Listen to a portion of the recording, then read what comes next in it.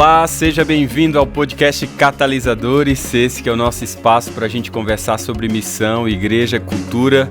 Que bom que nós estamos aí nessa série falando um pouco sobre o Waypast, né? Sobre as 5 vocações de Efésios 4.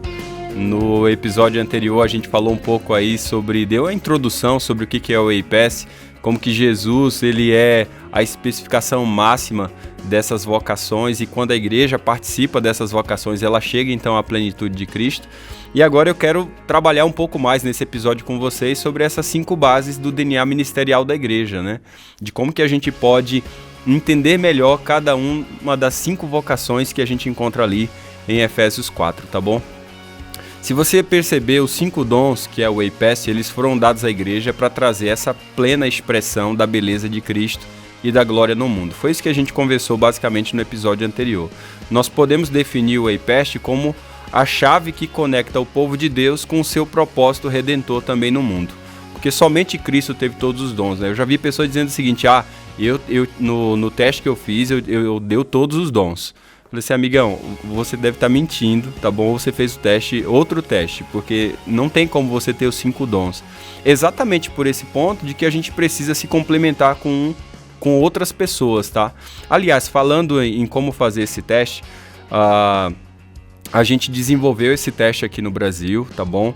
Ele já existe em inglês nos Estados Unidos e conversei várias vezes aí com o Alan Rush, e a gente teve a oportunidade de trazer esse teste aqui para o contexto brasileiro e a gente vai disponibilizar aí o link para que você possa poder desenvolver e descobrir onde que está a sua vocação dentro dessa base de Efésios 4. Eu costumo dizer de que não é um teste como o que você já fez sobre dons, nada a ver, não tem a mínima ideia do que é isso aí, porque todos os outros testes é bem diferente desse. Tem uma base bíblica muito forte, tem uma base teológica muito forte e o teste de fato foi desenvolvido aí com meses de trabalho, e o que você vai ter é o que há de melhor dentro de Efésios 4, e é só para te dar uma ideia. Na verdade, você não precisa de um teste para você se reconhecer dentro das 5 vocações. Eu acredito que só participando desses episódios aqui, entendendo bem claramente o que a gente está falando, você já vai ter uma ideia aonde está a sua maior vocação. Mas o teste serve para reforçar, serve para dar para você um feedback melhor de como que você pode utilizar essas suas vocações dentro do ambiente natural da igreja. Então eu vou colocar assim o link aqui para você e espero que seja uma bênção e que você compartilhe com muitas pessoas, tá bom? Como eu disse para você antes, somente Cristo teve todos os dons, e quando a igreja vive esses 5 dons, ela vive a plenitude de Cristo. Então você vai perceber ali que o primeiro dos dons é o dom do apóstolo, tá bom? Só para você ter uma ideia, os apóstolos aparecem mais de 85 vezes no Novo Testamento, pessoal. E o apóstolo é aquele que conecta a missão de Deus. Eles são os enviados com uma mensagem, com uma missão específica a cumprir. São pessoas que são encarregadas a serem os criadores da extensão do cristianismo como um todo. Pensou em expansão? É ímpeto apostolar, principalmente através de missões diretas e implantação de igrejas. Por isso que a gente diz o seguinte, você vai plantar uma igreja, você precisa ter apóstolos, precisa ter pessoas que tenham ímpeto apostolar. Os apóstolos, eles são despertadores de sonhos, é aquele que é enviado e que expande o movimento. Então, se você está começando um processo de expandir para uma igreja em outra localidade, você precisa ter pessoas que tenham esse ímpeto ali com você, tá bom? São pessoas que iniciam coisas novas, eles ligam momentos em movimentos, pegam uma coisinha aqui e isso vira algo grande, tá bom? Eles expressam uma carga para expansão e gostam muito de desafios grandes. Você quer desanimar um apóstolo, é você dar desafios pequenos. Coloque desafios grandes e ele vai ser muito motivado para isso. Eles são enviados para desenvolver e também para proteger o DNA missional do contexto onde eles estão. Ou seja, eles fazem isso muito bem. O que é, biblicamente falando, o DNA da missão? Eles vão fazer de tudo para manter essa chama acesa na vida da igreja. Você vai perceber que na Bíblia existem vários apóstolos, não somente os 12, embora exista sim o termo técnico para os 12, mas existem muitas outras pessoas que são considerados apóstolos. O Barnabé, o Andrônico, Júnias, inclusive, que era uma mulher, tá bom? É considerado considerado apóstolo, Epafrodito, Silvano, Timóteo, para você entender que sim, existe a questão do termo técnico para os 12, mas também esse era um termo que era bastante também utilizado para outras pessoas. Quando a gente está falando de apóstolos, é muito importante a gente entender as características dessas pessoas, tá bom? Quando eu disse para vocês que eles iniciam novas coisas, é porque de fato isso é muito forte nos apóstolos. Se você quiser manter o apóstolo refém de um trabalho que vai imobilizar ele, é você ficar numa rotina sempre. Apóstolo gosta de iniciar novas coisas, por isso são as pessoas indicadas para começar novas igrejas. Normalmente os evangelistas, eles deixam um rastro de novos discípulos em seu caminho. Já os apóstolos talentosos, eles deixam para trás um rastro de novas comunidades, gente. Eles começam uma visão e essa visão vai se expandindo e ele deixa algo grande ali, algo que seja de fato um movimento. Por isso que eu digo que sempre os apóstolos são aqueles que ligam momentos e movimentos, né? Um traço distintivo dos líderes apostólicos é o seu desejo e capacidade para ligar momentos em movimentos de uma maneira assim muito intensa. As pessoas apostólicas, elas demonstram incrível capacidade de reconhecer momentos que você percebe assim, uma coisa pequena, e aí ele engravida em algo que traz uma possibilidade gigantesca. Muitas vezes, meio que instintivamente, ele consegue capitalizar sobre esses acontecimentos para uma maior influência, para um ímpeto missionário muito mais intenso. Por isso são pessoas que certamente pensam estruturalmente, né? Se você considerar os evangelistas e pastores que tendem a pensar mais sobre relacionamentos sobre indivíduos ou grupos de pessoas, os líderes apostólicos eles estão constantemente pensando sobre sistemas, estruturas que sustentam uma comunidade e como é que eles poderiam ser redesenhados para produzir mais frutos ainda. Eu me enxergo muito nisso, né? Eu já vou falar um pouco de como é que é a minha realidade, de como que eu me enxergo dentro das minhas vocações, dentro do EIPES, mas o apostolado está disparado dentro da minha realidade, do meu perfil pessoal. Normalmente os apóstolos, eles podem estar constantemente inventando novas revisões para a sua atual estrutura e sugerindo novas iniciativas, mas os líderes apostólicos muitas vezes eles vão demonstrar mais aptidão para conectar peças anteriormente que estavam díspares, né, de uma determinada rede, para que isso libere para uma energia maior, para um movimento muito mais pujante. Então ele vai estar sempre reorganizando os processos, as estruturas, para que ela esteja muito mais efetiva para a missão. São líderes que expressam uma carga para expansão assim absurda, em contraste com os professores e pastores que tendem a se preocupar principalmente com o que já está acontecendo. Os líderes apostólicos expressam uma carga quase sempre esmagadora para aquilo que ainda não está acontecendo. Líderes apostólicos respondem a desafios grandes, tá? Para melhor ou para pior, os líderes apostólicos têm grande visão e respondem de forma constante para desafios enormes. O mais impossível aí, o sonho, é isso pela qual eles são motivados e que eles querem assumir responsabilidade. Então, o que eu diria para você de como lidar com líderes apostólicos? E isso inclui a mim e a todos aqueles que têm esse tipo de característica. Acredite neles. Eles são líderes que vão tentar um monte de coisa que são maneiras muitas vezes fora da caixa e tomar todos, muitas vezes até riscos onde as pessoas não querem assumir, eles vão tomar, para criar uma cultura que celebra o movimento constante e não apenas um resultado pontual que sempre vai e volta, não, mas um movimento constante. E isso faz com que você precise dar permissão para eles. Líderes apostólicos nem sempre vai esperar por permissão para agir sobre o que eles acham que Deus está chamando eles para fazer. Mas a sua permissão será capacitar outros, investir em outras pessoas. Então, quando isso é bem canalizado com líderes apostólicos, o resultado é gigantesco. Dê aos líderes apostólicos a liberdade de ir além das reuniões, daquilo que as pessoas pedem para acontecer, né, bonitinho, só aquilo. Dê oportunidade para que ele vá além das minúcias, para que ele exerça um papel de influência através de capacitação e alinhamento de movimento que vai além daquele que é vamos assim dizer, o comum, o tradicional. E é muito importante ensinar o apóstolo a ouvir a Deus, porque líderes apostólicos, eles devem aprender a reconhecer as ideias de Deus, né? E a vontade de Deus pela palavra. Isso é uma questão de aprender a ouvir e reconhecer Deus falando. Muitas vezes os apóstolos estão aí empenhados em estruturas, estratégias e tal, sistemas, né? Formas de fazer a coisa acontecer, mas precisa ter esse olhar mais dedicado para a devoção, para reconhecer o que Deus realmente quer, o que Ele está falando para nós. Então, um profeta é muito, muito importante ter perto do apóstolo, eu já vou falar disso mais à frente. É muito importante passar o bastão para eles. Líderes apostólicos precisam de defensores que o amem, tá? E que estejam dispostos a colocar a sua própria reputação na linha para eles fazerem a coisa acontecer, porque muitas vezes a maior parte da cultura é de frear, de freio de mão puxado. O apóstolo quer avançar, ele quer ver a coisa acontecer. Se não tiver pessoas por perto que realmente possa defender e dar espaço para isso, você vai estar matando o apóstolo. E muitas vezes eu me senti assim, né? Mas graças a Deus, Deus colocou pessoas para amparar, para me dar espaço para ver isso acontecer. E por último, eu diria para você, atice a imaginação dos apóstolos, porque os olhos deles começam a ver o que ninguém mais pode ver. E eles começam a imaginar o que poderia ser, eles começam a ver cenários. E uma das melhores maneiras de capacitar líderes apostólicos é expô-los para a vastidão da necessidade.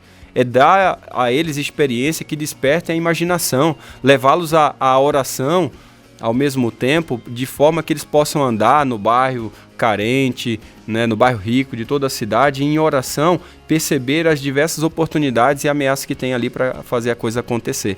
Esses são os líderes apostólicos, pessoal, são as pessoas que conectam a missão de Deus na vida da igreja. O segundo dom que Efésios 4 nos fala é o dom de profeta.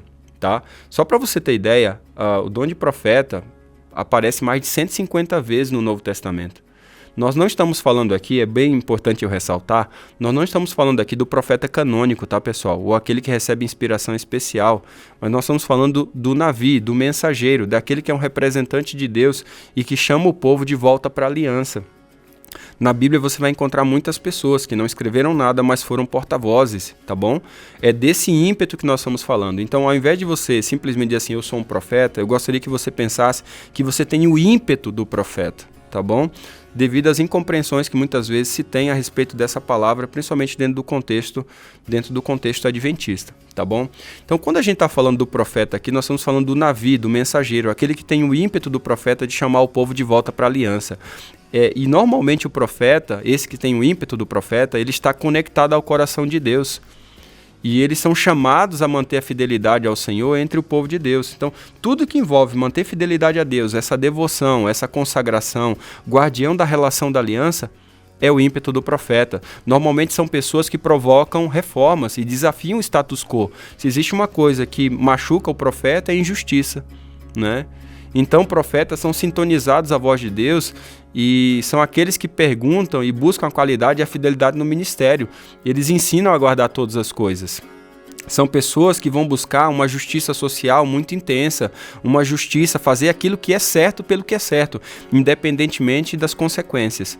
Você vai perceber que na Bíblia existem pelo menos dois tipos de profetas. Você tem o profeta provocador e o profeta organizador, né? O profeta radical e o menos radical, tá bom?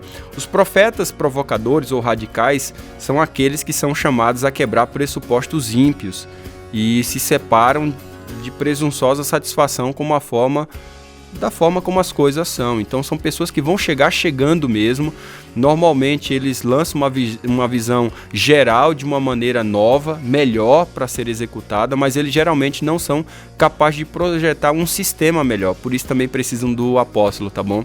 Especialmente uma que se baseia em bons elementos de sistema existente. Por isso que eles precisam tão intensamente para que os apóstolos estejam juntos para fazer isso acontecer. Normalmente os profetas com esse ímpeto radical, eles chegando. Eles não estão nem aí para a sua opinião, eles vão falar o que é certo é o que é certo. Talvez você conheça pessoas assim, que elas são muito, chegando mesmo, não estão preocupadas com a opinião dos outros, o que os outros pensam, elas vão falar aquilo que pensam, elas expõem a sua opinião, elas levantam a mão, elas falam mesmo, elas chamam a atenção, elas denunciam aquilo que está errado, elas chamam a atenção para questões de status quo, de injustiça. São muito fortes as pessoas e quando elas falam, se elas não forem consagradas, elas podem destruir qualquer projeto, qualquer movimento, tá bom? Por isso que a gente sempre apela que quando você vai trazer um profeta, e é necessário ter sempre alguém ali que seja uma pessoa ultra consagrada, porque se ele não tiver em conexão com Deus, a destruição que ele faz é muito grande. E existem os profetas organizadores, são aqueles que são capazes também de falar tudo que tem que falar, mas de uma maneira com uma comunicação mais assertiva, né? Eles têm uma maneira mais graciosa, mais sensível para falar. Eles despertam mais suavemente aquilo que tem que expressar sem ser tão rude. Muitas vezes até de uma construção de relações que abrem para mudar os corações de uma maneira até muito mais simples, mais fácil. Então, um exemplo, né? Um profeta radical, Elias, já chegando. Então, você vê lá, o cara chega diante de Acabe, não vai chover 3 anos e meio aqui. Antes de Acabe levantar da cadeira, ele já tinha ido embora. Tá bom? Não estava nem aí para o que Acabe iria pensar. Profeta não radical, mais organizador. Você vai encontrar aí um Natan da vida. Davi, tem que te falar um negocinho. Então, vou te contar uma historinha, tá? Uma historinha de uma ovelhinha e tal. Machucaram a ovelhinha, mataram a ovelhinha e tal. Assim, Davi, não é possível, temos que pegar esse cara. Então, Davi, esse cara é você. Entendeu? Então, e ele vai falar, vai dizer, mas ele vai dizer com muito mais cuidado, com muito mais sensibilidade, de uma maneira não tão rude, tá?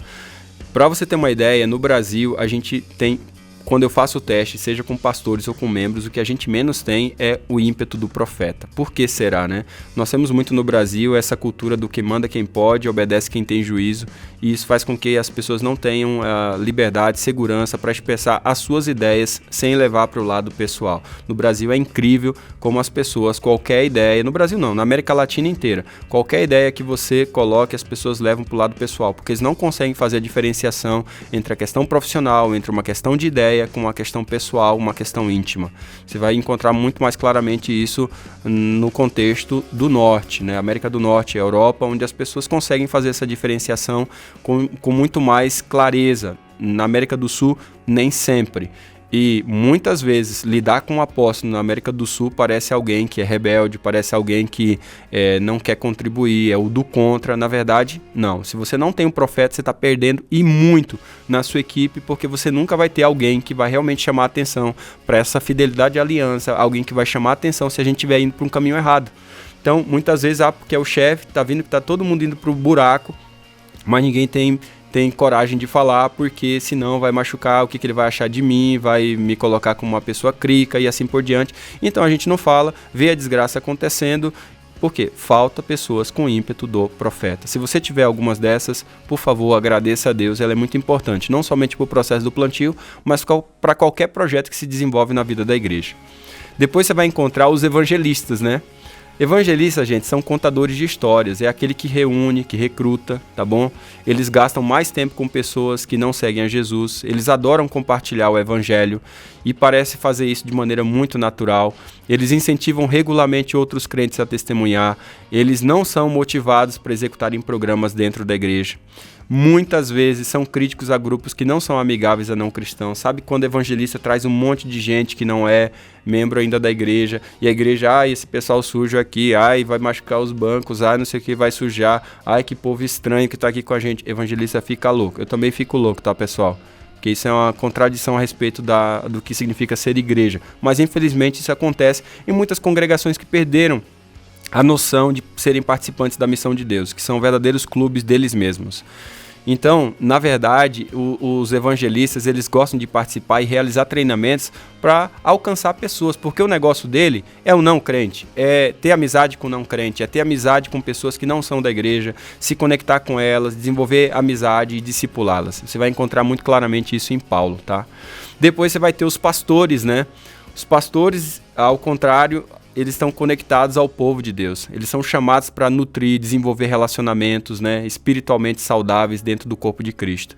A sua função é manter a saúde comunitária, gerar um ambiente amoroso entre as pessoas.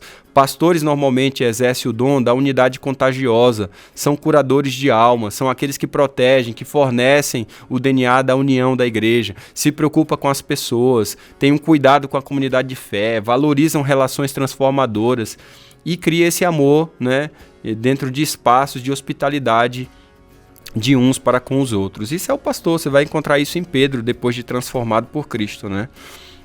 Depois você vai ter aí os mestres, né? E quando a gente está falando dos mestres, dos professores, é aquele que é conectado com a verdade de Deus.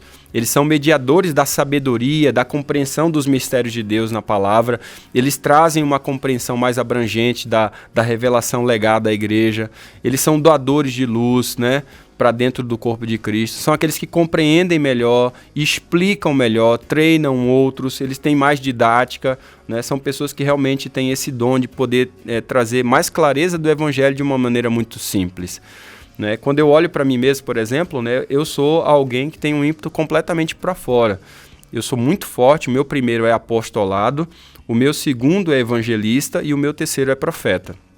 Então, de vez em quando, esse lado meu profeta, ele reacende e eu sempre coloco ele aos pés de Cristo para que ele me dê as palavras certas, para que eu seja um profeta organizador e não um radical, mas um não radical. E eu acho que eu tenho sido assim mesmo e tem sido muito bom para o corpo de Cristo, para a igreja onde eu participo.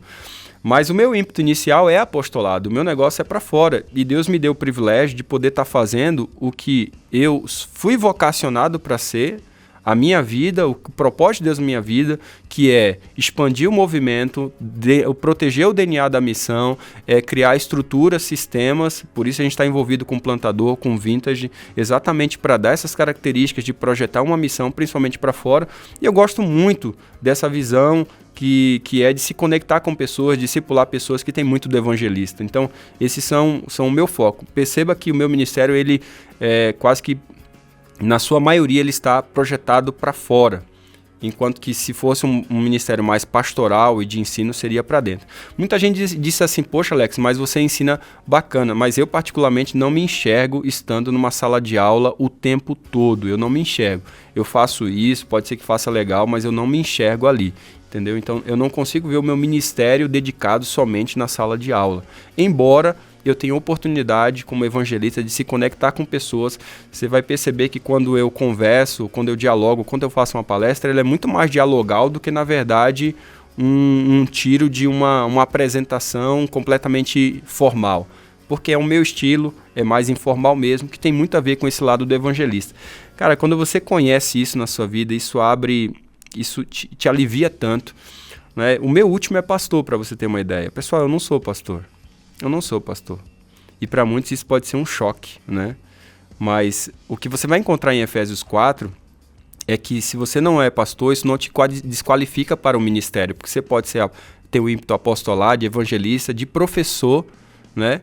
Ou de profeta, esse ímpeto de profeta. Isso é tão importante quando você reconhece isso. Quando eu dei essa aula no curso de teologia para os alunos do 4º ano de teologia, alguns estavam chorando porque lutaram os 4 anos achando que eles não tinham a vocação para ser pastor, e quando eu mostrei Efésios 4 para eles, assim, eu me encontrei, eu tenho uma resposta, eu tenho um alívio no coração, tá?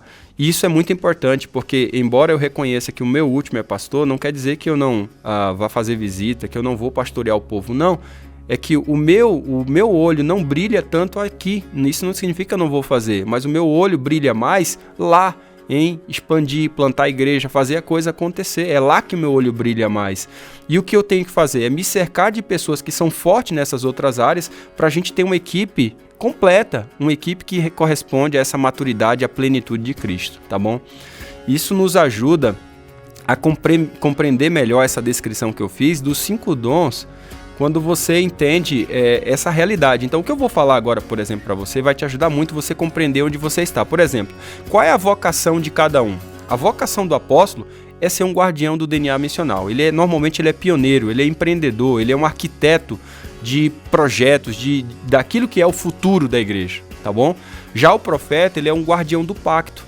Ele é um questionador do status quo, ele vai guardar a aliança, ele vai dizer o seguinte, não basta somente expandir, tem que expandir com fidelidade, tem que expandir de acordo com a aliança de Deus, fundamentado na palavra. Já o evangelista, o foco dele, a vocação dele, né, é ser um conector de pessoas. Ele é um recrutador, ele é um empreendedor, ele é um contador de histórias. Conheça qualquer evangelista nato aí e você vai ver que é assim, é de fácil relacionamento, fala com todo mundo, já chega chegando, né? É evangelista normalmente. Já o pastor, ele é um humanizador, ele é um sustentador, ele é um gerador de harmonia social, ele vai buscar, ele vai abraçar, vai beijar, ele está ali com o povo. O mestre, já ao contrário, ele é um mediador da sabedoria e da compreensão, o negócio dele é educar pessoas. Então essa é a vocação dos 5. E qual que é o foco dos 5, né? O foco do apóstolo, o foco dele é o futuro viável e a expansão do movimento. Já do profeta é orientado para Deus. O negócio dele é manter o movimento alinhado com Deus, tá? Então vai buscar muita oração, consagração, fidelidade à palavra. Já o evangelista, o foco dele é as pessoas que ainda não conhecem a Jesus, e ele quer juntar essas pessoas então ao movimento. O pastor, o negócio dele é a comunidade vivendo saudavelmente no amor de Deus triuno. Ele quer construir esse ambiente harmônico, gostoso aqui. Esse é o foco dele. Acabar com as brigas, né? Por isso que muitos pastores são bombeirões, né? O negócio dele é ficar resolvendo conflito. E os mestres, o negócio dele é consciência, né? Trazer consciência para a igreja, é integrar a verdade, tudo isso com verdade. Qual que é o caráter espiritual de cada um deles?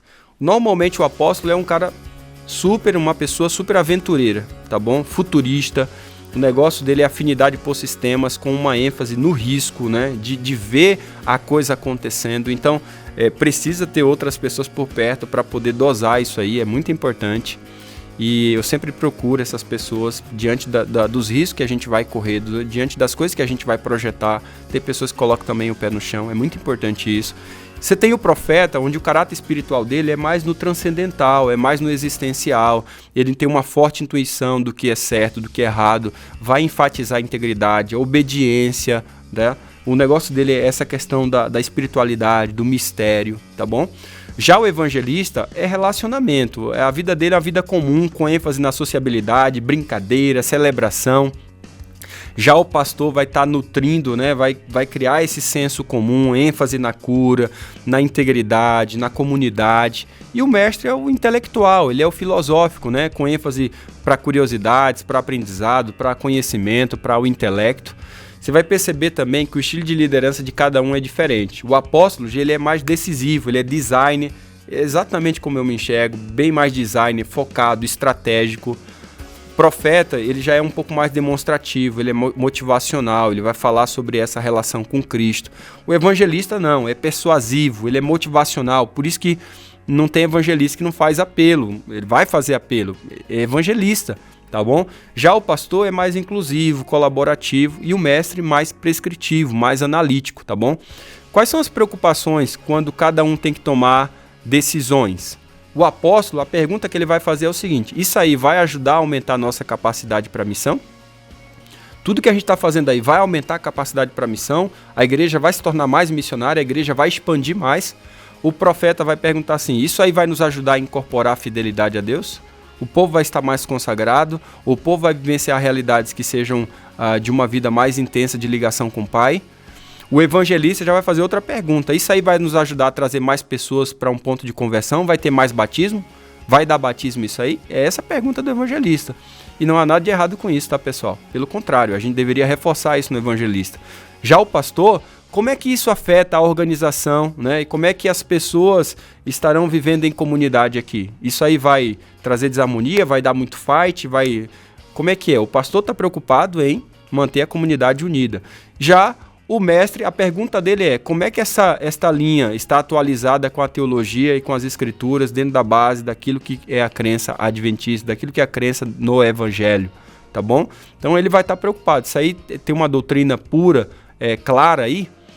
Essa é a preocupação do mestre. E como é que cada um vai contribuir para a saúde do movimento? O apóstolo, ele vai garantir a consciência com as ideias centrais, que é colocar novas fundações e sistemas na arquitetura em torno da mobilização e da extensão. O negócio dele é proteger a identidade missionária da igreja.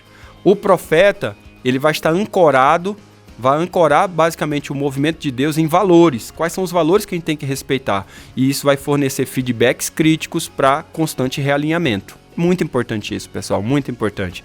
O evangelista vai valorizar explicitamente o evangelho como a nossa história central e vai adicionar pessoas sempre compartilhando a mensagem numa linguagem simples, fácil, numa linguagem local, tá bom? Já o pastor vai cultivar e integrar pessoas em um ambiente socialmente coeso, vai promover saúde relacional na comunidade. E o mestre vai sistematizar e articular de maneira multidimensional aí aspectos da verdade, vai otimizar a compreensão com eficiência. Quais são as tendências de cada um? A tendência do apóstolo é ser mais dirigido, exigente, muitas vezes insensível com as pessoas, principalmente se as pessoas não querem ir para aquilo que é o foco, para a expansão do movimento, então não vai ligar muito, o negócio dele é expandir, fazer a coisa acontecer, tá bom? O profeta, ele é mais ideológico, exigente também, ele é curto, tá? Ele é simplista, ele é direto, ele não faz rodeio nas palavras. O evangelista é qualquer coisa para fazer o acordo, não é exigente, ele não é exigente o suficiente, é mais aqui, vamos dar um jeitinho e tal, é evangelista, tá bom? O pastor, a necessidade dele é uma necessidade, na verdade, obsessiva de harmonia, tem aversão a se arriscar, tudo dele aqui tem que ser bem organizadinho, protegido para não gerar conflito, tá bom? Com isso perde muitas oportunidades, certamente. E o mestre demandado mais pela questão da ideológico, tá bom? Mais conformidade com essa falta de urgência, porque o negócio dele é o conhecimento. Você vai ver muitos exemplos históricos de apóstolos, como Jesus é todos, eu vou falar, né, que Jesus é todos, mas você vai encontrar Paulo, John Wesley, dentro do contexto adventista, Tiago White, J.N. Andrews, John Corliss, John Tyndale. Você vai encontrar aí como profeta, né, Jesus, Jeremias, Elias, né? Dentro do nosso contexto você vai ver esse ímpeto em Ellen White, Martin Luther King, você vai encontrar isso em Bonhoeffer, né? São pessoas que têm esse ímpeto de chamar a realidade do status quo. Quantas cartas Ellen White não mandou para tantas pessoas chamando a atenção para determinados tipos de comportamentos que estavam prejudicando a obra e a igreja? Você vai encontrar também evangelistas, o próprio Jesus, Felipe, Whitefield, George Whitefield, Arthur Daniels, né? Billy Graham. O próprio pastor Bullion tem muito disso, né? E que também, ao meu ver, tem muito de ensino. E de pastor, você vai encontrar Jesus, Pedro, Madre Teresa, Eugene Peterson, né? São verdadeiros pastores dentro do contexto da igreja. E mestre, você vai ter Jesus, Apolo, João Calvino, Henry Nouwen, Uriah Smith, dentro do contexto adventista. São pessoas que estavam dedicadas ao ensino, só para você ter uma ideia de como que essas vocações se processam na vida dessas pessoas. É muito legal quando a gente percebe isso, porque teve até alguém que me mandou algo interessante, o ZDK, ele falou que como é que a gente poderia ilustrar isso com os 5 dedos da mão, né? O apóstolo representa o dedo polegar, né? É aquele que consegue tocar com facilidade todos os outros dedos, ou seja, conectar as pessoas, né, todos os outros dons com a missão de Deus. O profeta é o dedo indicador, é aquele que aponta o caminho e as direções a seguir de acordo com a aliança de Deus, né? O evangelista é o dedo médio, né? Por ser considerado o maior dedo, é aquele que também alcança lugares e pessoas mais distantes, onde ninguém consegue chegar. E o pastor é o dedo anelar, é o dedo da aliança, né? Esse dedo aqui, né? O dedo da aliança, que representa a relação entre o pastor e o rebanho.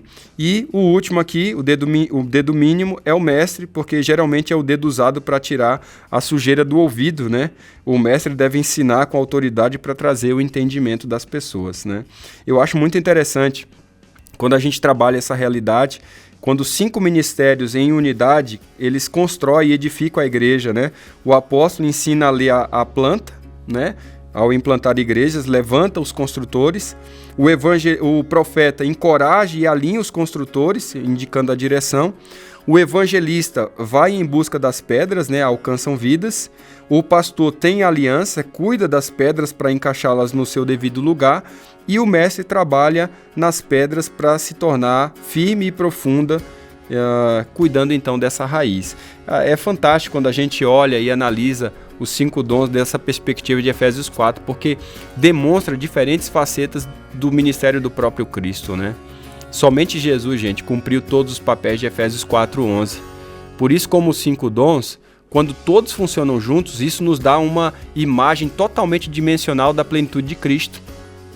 Portanto, gente, Jesus, ele não nos dá apenas, como eu já disse, o melhor exemplo, mas ele é bem mais visto, né, o melhor compreendido quando o seu corpo manifesta todos os 5 dons trabalhando em harmonia. Você quer que a igreja chegue à plenitude de Cristo? É quando a igreja trabalha os 5 dons. Quando uma igreja vivencia essa operacionalização dos 5 dons de forma harmônica, isso basicamente recalibra toda a eclesiologia.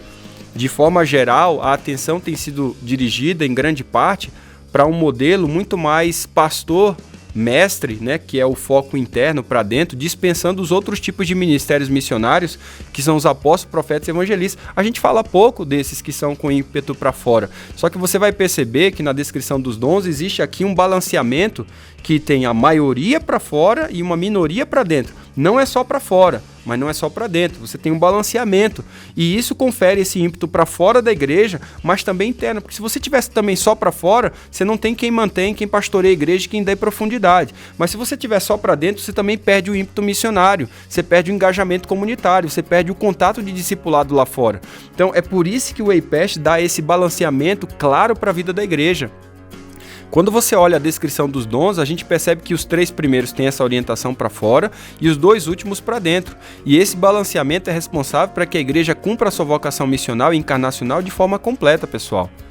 Enquanto a maior parte está com foco para fora, criando conexão, testemunhando, trabalhando pela justiça social e expandindo o movimento, um grupo menor está assegurando um processo responsável de assimilação e de capacitação.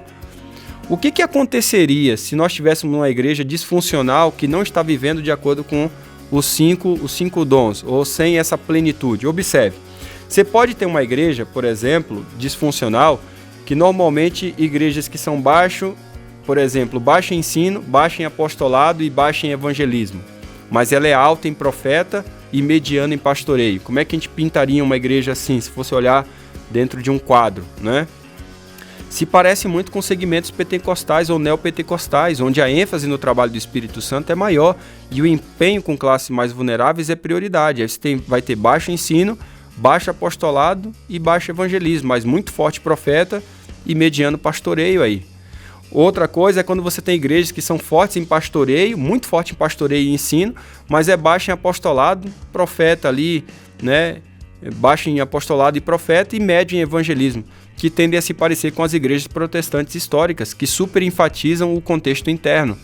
Também tem aquelas igrejas que são super fortes em ensino, médio em evangelismo e pastoreio, mas baixo em apostolado e justiça social, que normalmente são segmentos de igrejas históricas como batistas e em alguma medida também as igrejas adventistas do sétimo dia. Então nós não queremos esse tipo de igreja, nós queremos igrejas que sejam fortes em todas as áreas. E muitas igrejas estão sofrendo processos graves de manutenção e declínio porque as suas estruturas ministeriais não correspondem ao plano original de Cristo conforme Efésios capítulo 4. O verso 13, por exemplo, mostra as consequências da falta do WayPast quando eles não são vistos de forma harmônica, principalmente quando se perde essa unidade da fé, né? E aí você vai perceber que a igreja se torna superficial no conhecimento de Deus, ela não cresce, né? Ela perde essa unidade da fé, o resultado é imaturidade espiritual, briga por qualquer coisinha, a igreja se divide por qualquer desavença. Infelizmente, essa poderia ser a descrição de muitas igrejas atualmente. E esse cenário nos chama a atenção ao equilíbrio na prática dos 5 dons. Isso é tão importante para a gente vivenciar isso, porque quando a gente vivencia essa prática dos 5 dons, a gente realmente vai começar a perceber uma igreja muito mais forte, uma igreja muito mais equilibrada. E sobre esse equilíbrio eu gostaria de gastar tempo no próximo episódio com você. Uma vez que agora você já tem uma ideia, basicamente, quais são as suas vocações, como que a gente pode trazer o equilíbrio para a igreja e vivenciar esse ministério de uma maneira super intensa para que possamos chegar então a essa plenitude de Cristo. Bem, mas para isso eu te encontro então no próximo episódio. Se fez sentido para você, compartilha com outros. Tenho certeza que isso está explodindo a sua cabeça. A gente se encontra então no próximo episódio. Um grande abraço e até breve.